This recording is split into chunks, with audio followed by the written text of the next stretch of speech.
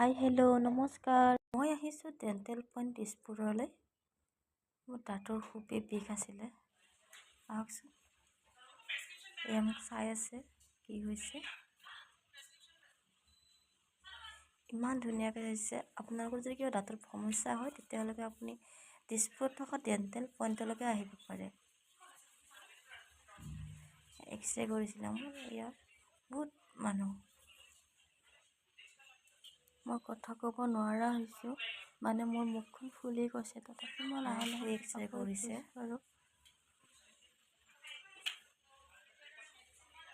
উঠাই দিম তোৰ দাঁত চাত চব ইমান ধুনীয়াকৈ চাইছে নহয় আপোনাৰ বৰবাদ হৈ গ'ল দে।